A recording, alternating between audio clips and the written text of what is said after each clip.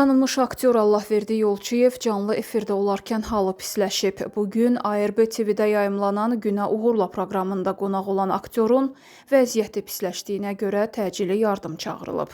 Daha sonra aktyor efirdən çıxarılıb. Verilişin aparıcısı bildirib ki, aktyor efirdən əvvəl 2 dərman qəbul edib.